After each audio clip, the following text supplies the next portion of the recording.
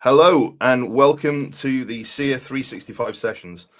Every week, I have an interesting conversation with people from around the channel, and generally, they are with partners that I've known for a long time or I admire, respect the work they do.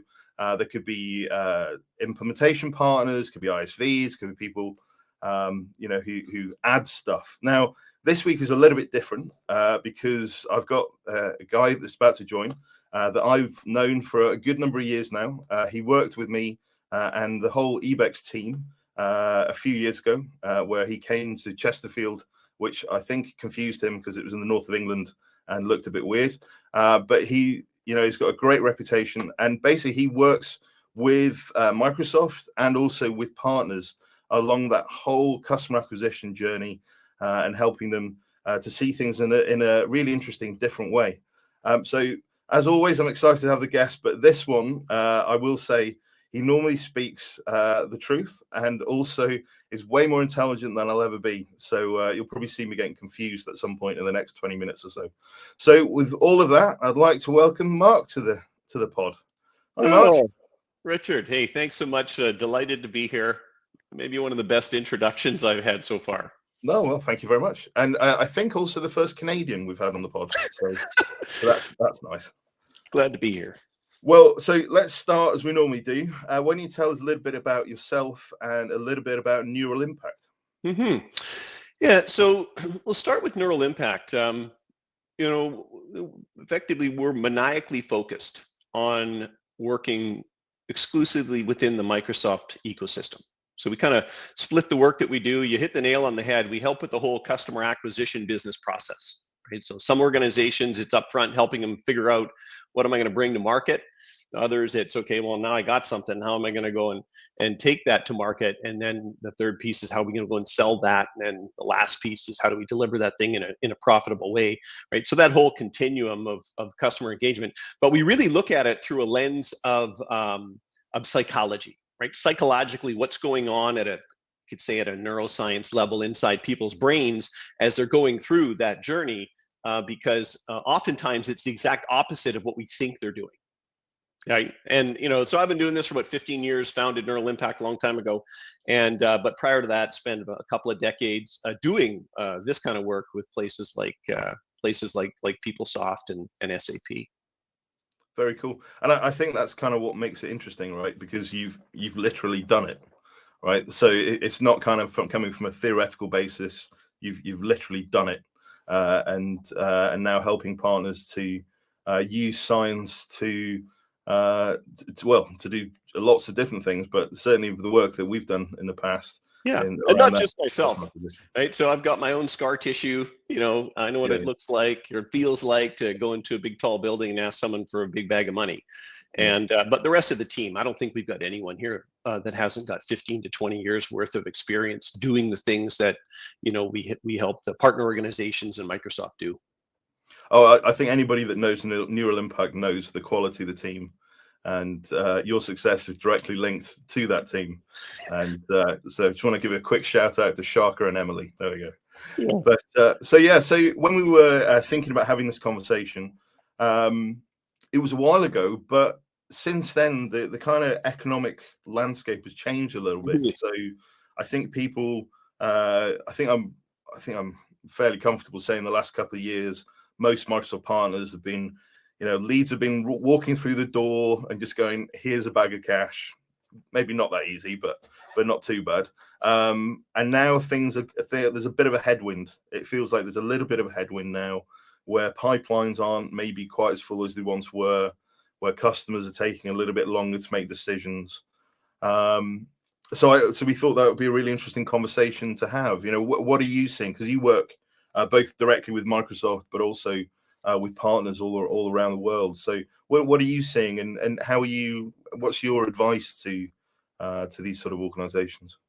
Yeah, that's a great question. I mean, there's absolutely themes that we are seeing emerge and pick up steam, right? So anytime you have an economy that if you think about what's going on today, right? We've got higher interest rates, we've got inflation, you got a whole bunch of cautionary leading indicators out there that says we might be on the precipice of a recession in different countries around the world, right? And so if you think about the psychology around that, the globe is pivoting a little bit more into what we would look at as a scarcity mentality, right? So things, not entirely sure if it's going to impact it on us, but because it might, they move into a fear state, and then they move into capital prioritization, right? So it becomes a little bit more challenging for projects to get funded because there's simply less capital to go around,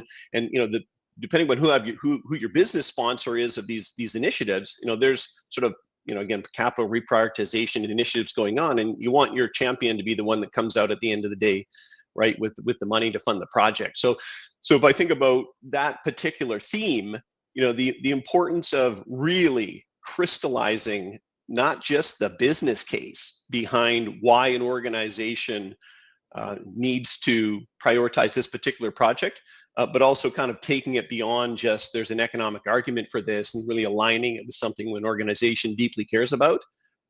Those are the projects that we see swimming through, right? Organizations or other projects that we see, we're kind of anchored in, hey, it's got a strong ROI, and my business sponsor is the CIO. Those things are dead in the water. So what are those? What are you seeing? So what are those sort of pain points? Obviously, different industries will have different pain points, but are there sort of areas that you think people listening and watching this should be, focusing? What's the areas they should be kind of looking towards? Yeah, it's a great question, right? So I'm going to go back to my my hypothesis that the buying community is pivoting more towards a scarcity mindset, right? So if you think about what scarcity is, it's fear-based, right? Which is, I'm uncertain about what's going to happen to my business, therefore I'm going to retain my capital, I'm going to lower my risk, and I'm going to have more, gunpowder in the event I need it, to fund the business moving forward over a period of time, right? So when you come into that kind of a psychological buying process, going in with, hey, I've got an economic value proposition here, right? Psychologically, money has a motivating factor of 1. I'm not making this stuff up. There's all kinds of crazy science behind it, right? But fear is 3 times more powerful as an emotional motivator of human beings than desire, which is the money. And so the guidance that we give selling professionals and marketing professionals in terms of how they position things moving forward is just know that if you're going to bring, hey, we've got an economic business case here up against scarcity and fear, you're going to lose 9 times out of 10. So you got to think about changing your value proposition in there and changing the narrative around, look, yeah, there's a business case behind this, everything has to have one, but the real reason you want to do this right now is because, and you got 2 choices, right? One is it's strategically aligned with something that is extremely emotionally important to the leadership team, or there's a bigger fear. How do you overcome fear number 1? You create fear number 2. Right. So it's really, really critical for selling professionals today to expand beyond just a simple business case into how can we actually help this organization reduce its business risk? And usually those risks are coming from places outside of the business. So give you an example, you'd be working with a manufacturing firm, like stuff that you guys know extremely well. And they come to the table with, we got problems with inventory, supply chain, warehouse management, transportation, logistics, right? All logical things. And then you can build a solution and a business case around that. And it may or may not get funded, right? Because all of the business impacts are anchored in the KPIs tied to those particular business processes, right? But you can say, okay, we can do all that. And you've got a whole bunch of compliance changes coming down the pipe based on the industry that you're in, around emissions or around ESG and all these things. Well, compliance is anchored in risk reduction, whereas the business processes are anchored in, I want to make a little bit more money for the company. So it's about really expanding the narrative, and whether that's from here's the offer we bring to market, or here's the marketing messaging we're going to wrap our solution in, or here's how I'm going to position this thing in an active selling cycle. You got to pivot beyond the money, and you got to pivot more towards, the risk reduction and the fear reduction, because that's what it's going to take in a scarcity mindset. That's really interesting. And even as you were saying it, I could literally see that conversation with a customer, right? That kind of, yeah, I can help you with, debtor days or something. Yeah, great. But, there's some big ESG stuff. I was on another podcast on Tuesday around sustainability, and you basically have to have a plan to get to zero carbon emissions if you want to work with the UK government on any bid, on any contract worth more than £5 million a year, right? So that kind of thing, just kind of two things I've been doing this week that kind of link together. Yeah, and you really go into a senior executive's office, like a real executive, right? Yeah. Near the top of the building, and you say, "Hey, I'm a vendor. I can help you save a little money." Right? So there's three types of money, right? I can make you more productive, I can save you a little bit of money, and I can make you a little bit of money. And my belief is the first two don't really count. But anyway, we walk in there and we say, "Hey, we spend some money on me, and I'm going to save some money." And what's going on in their brain is like, if I need to save some money, there's probably about 50 other different ways in the company to do that. Now, if you can help me make money, that's a little bit more interesting to me, because that's about growth and desire, right? But you walk in at the same time and you say, "Oh, we can save you a little bit of money to pay for this thing." But the real reason you want to do this is because, right? And we use ESG as an example, right? You're not going to have to worry about compliance, and even if you do get audited, here's how we're going to actually handle on that so that it gets resolved really, really quickly. Okay, now you've got my attention. Now, the other one that I didn't really talk about earlier, I talked about money versus risk, right? So risk being the backside of fear, 3 times more powerful than desire. So in this, my belief is, in this selling environment, you're going to want to anchor your narrative, and we can help you move through the risk.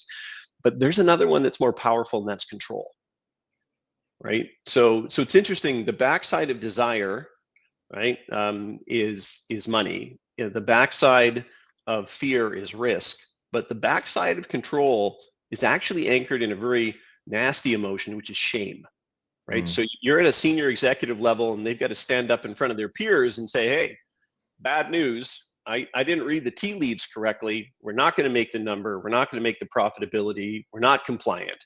The emotion that those senior executives feel in that experience is one of shame. And so they will spend an inordinate amount of money to remain in control of their business. And the higher you get in an organization, the more dysfunctional usually an executive's relationship with control is, right? So again, thinking about how am I going to position my narrative so that A, the project gets funded, and B, I actually beat my competitors. You got to ask yourself, am I anchoring this thing in money? Am I anchoring it in a risk, or am I anchoring it in control? And my guidance is usually you want to major in one and you want to minor in another. And I think my biases are pretty clear in terms of what those might be.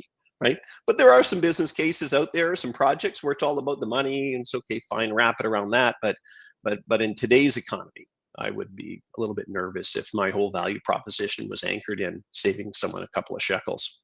Yeah, and and again, come back to the comment I made around pipeline.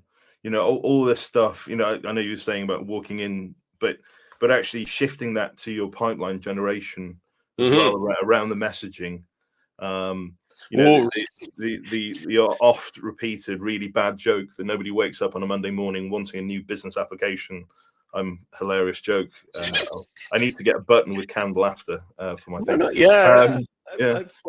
Next pod, I'll have it by then. But so from a messaging, like crafting it around your lead gen, how would you go around doing that? Oh, such a great question. So I think it changes a little bit when you shift from the SMB segment into the SMC segment into the enterprise segment, right? So I'm going to start with the easy ones, which is the SMB and the SMC segment, right? So typically organizations in that area don't have the rigid capital planning processes that a large enterprise does. Right. So if something interests them there is capital available, they will generally move relatively quickly relative to an enterprise. Right. And as the closer you get to, the enterprise, the harder it becomes, and so how you market to that right now to generate new interest, my instinct is you're going to have to really focus that very, very specifically on a defined problem. And I can tell you right now that is impossible to do unless you actually know the industry you're selling into. Hopefully I'm not going to make you lose your train of thought on that. But I do think that's something that came up in a conversation I had with Microsoft Canada this week, was actually having a focus on an industry. Yeah. Right. So because one of the things they're seeing, and I know we're going to be in violent agreement on this one, but one of the things they're seeing is partners, when their pipeline is starting to drop, they're starting to look at additional industries to go into, or segments, same kind of thing, right? But and that loss of focus is something that they were seeing. So yeah. So this will take us back in time a little bit, Richard. But when we first met, I don't know, it was 8 years ago or 10 years ago, but you know, when I was up in godforsaken the middle of England somewhere, right? That particular program that I was working on with Microsoft at the time was maniacally focused on partner organizations that had a meaningful focus on certain industries. And I don't know if you knew this at the time, but I actually spent about 6 months in Europe. Flew home a couple of times, flew my family out a couple of times, but I lived over there. And Monday, Tuesday, I'd be in with an organization like Ebex. Wednesday, I would travel. Thursday, Friday, I would be in with another organization. And we did what we did with you in that early initial session, which is map out the sales process, start to finish, and a whole bunch of other work that we did. Now, what was fascinating about that is that, like, at that time, I touched within about 12 months, something like 85% of the top performing Dynamics partners in the world physically on site. Yeah. Right, because that program got expanded into some other geographies. Anyway, long story short, when you map out the best partners in the ecosystem, how they sell, what they do, right? And you were in, I don't know if you remember this, but we spent hours on it. What about this? What about this? What about this? Anyway, interesting patterns started to emerge. I want to bring this back to that industry thing, right? So what fell out of that body of work was a discovery that all partners will fundamentally drive one of three sales outcomes if you measure from the same point, which is relatively early in the sales cycle psychologically. Like the point at which a partner seller can't disengage anymore is pretty predictable, right? And so if you measure from that point, then you only end up with 3 win rates: 20% win rate, 50% win rate, and 80% win rate. That's it, right? Within a few percentage points. And it got to the point where I would be, I don't know, 30 minutes into one of these whiteboarding sessions, and I could already tell you what the win rate was. It was that predictable. Now, there is a massive correlation between the 20 and the 50 and the 80 and how industry focused they are. So with some exceptions, every single 20% win rate selling organization that I have been exposed to over the last 10 years, because once I saw the pattern, then you look for it and find it, sells everything to everybody. Right? 50% win rate selling organizations will typically be focused on 3 things or fewer. Right? Now, it doesn't mean that they don't chase something if it comes across the board, and but you look at their websites and you talk to their sales professionals, they go after manufacturing, right, distribution, and maybe 1/3 thing, professional services. And the only organizations that we've really come across that really consistently drive an 80% win rate, they're maniacally focused on a single thing: automotive, retail, right? Wealth management, right? Not financial services, but like wealth management, right? And so we've seen that thing play itself out. So you think about the economy. I want to bring that back to where we are in the economy today, and then I'm going to talk about the enterprise, because that's important. We're at the loop we left open, right? So that becomes so important, because when people are in a healthy economy and there's an excess of capital, they're open to new ideas. When there's potential scarcity, right, they close that down. And so now the only way you're going to get your message through is if you can demonstrate really quickly, right, that you can solve a problem that's present today. Right? They're not interested in solving tomorrow's problems. It's called present bias, and present bias is exceptionally powerful when people are in a mild fear state. So let's just assume they are. Right. And so I just don't know. I don't know. I've tried. I can't write an emotionally engaging communication that's going to appeal to multiple industries. I've got to speak to what's happening in discrete manufacturing, right? Relative to ESG or relative to, global supply chain disruption. I've got to speak to financial services, specifically to churn or new regulatory stuff and pressures from fintechs. Like, you really need to get that messaging tight. to get through, right? Now, when you get to enterprise, right, these are organizations that typically have 12, I'm going to say 6 to 12 month capital planning processes. Right? And so there is no money. There's always somebody that can steal it from somebody else, right? If they got enough juice, but they're in these big long planning cycles, right? And so if you're looking to stimulate some business in the pipeline now, you need to go in and you need to kind of bring them something that they don't already know. And there's 3 things that you need to do that, right? In order of importance, number 1, you've got to anchor that in something is happening to you in the industry. So go back to executives are a bit dysfunctional when it comes to control. You talk about things they can control, their people, their business processes, how they spend their money, where they focus their time, where they focus their energy, what they invest in. No energy, they're good with that. You talk about things they can't control. What's the economy doing to you? What are the regulators doing to you? What are your suppliers doing to you? What are your customers doing to you? What are your competitors doing to you? What are your customers doing that's impacting you, right? So you get that conversation going, things they can't control psychologically. You go back to money is 1, right? Risk is 3, control is 7. Now you've got an executive that's deeply engaged in the conversation. So there's a trifecta of what's happening to you.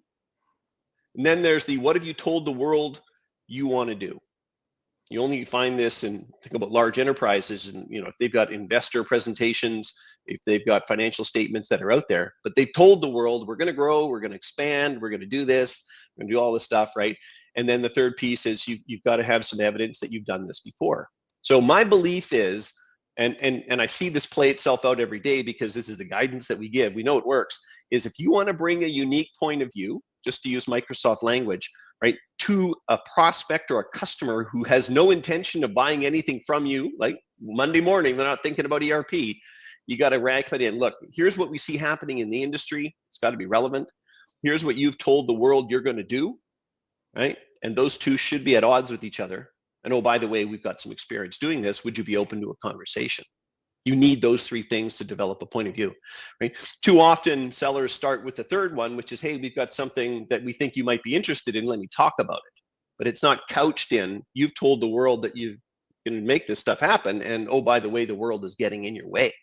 Those are the 3 things that you need really to do a proper account development. And then you got to find out who cares about that. And that's all mechanical.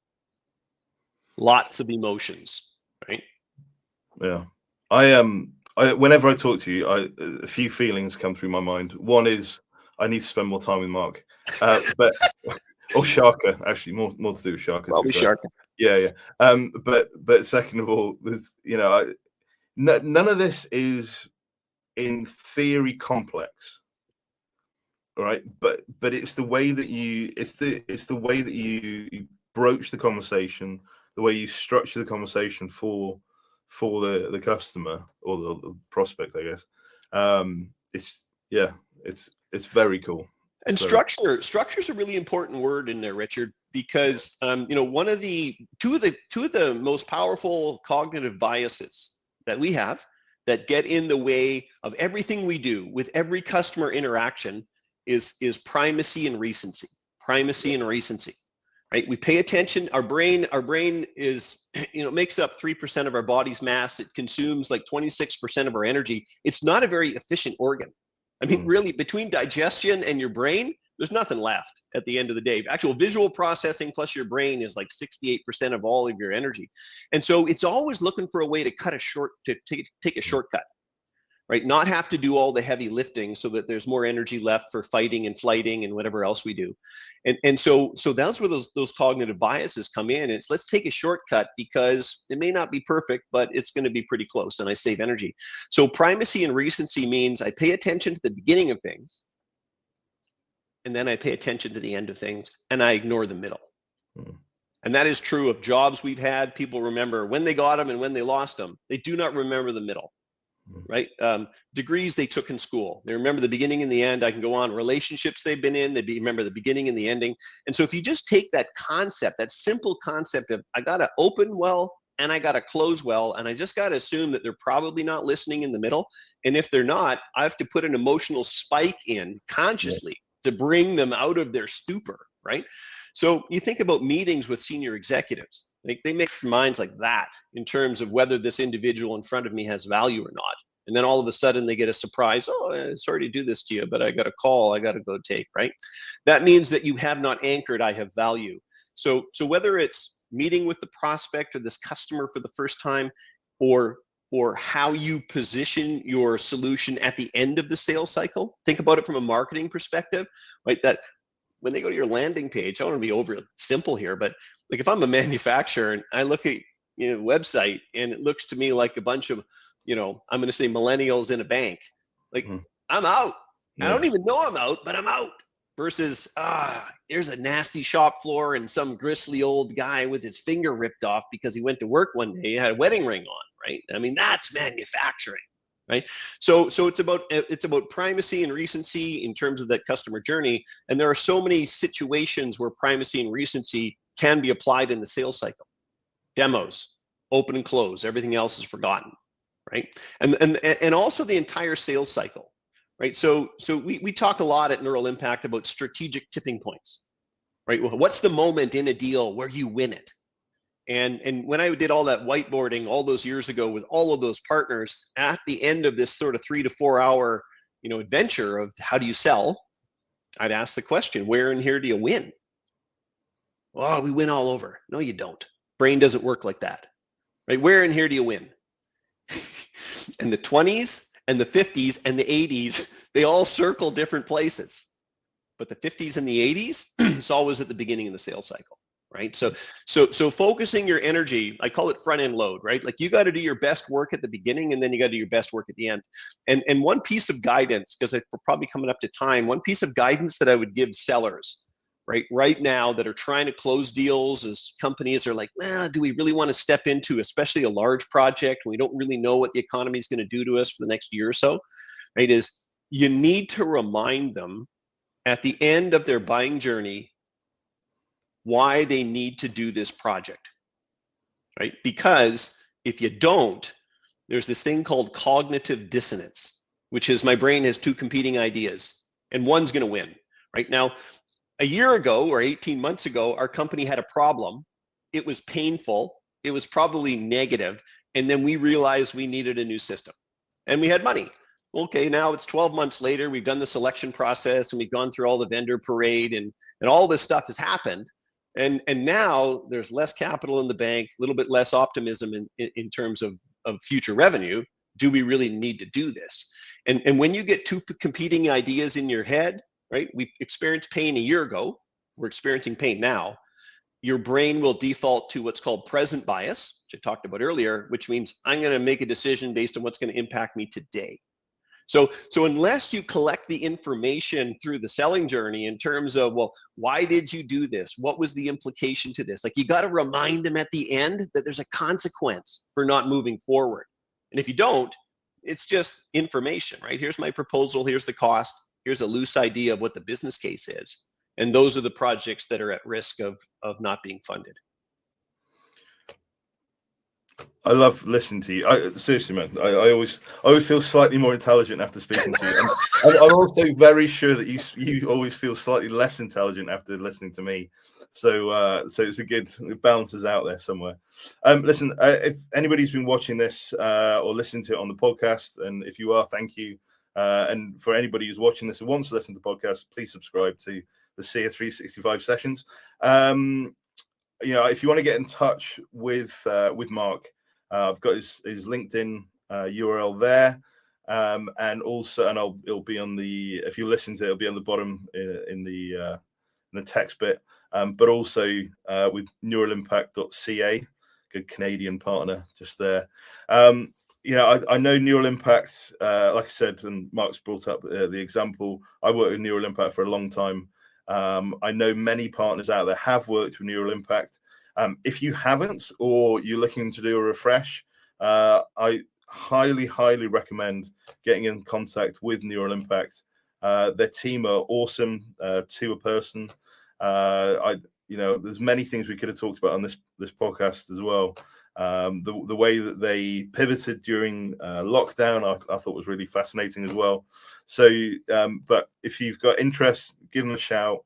I know they'd love to hear from you. And there's two types of companies in more turbulent times: the ones that sort of start to shut down, and the ones that open up. And typically, the ones that open up, the ones that come out the other end, even stronger, with even more market share and doing even better. So, if you're thinking about which way to go, speak to the team at Neural Impact before you make that decision. Hey, Richard. Hey, thanks so much for the kind words. No, not at all. Not at all. Thank you as ever for all your time. And I just want to thank everybody for joining Mark and I today. And I hope everybody has a great rest of your week. Thank you very much.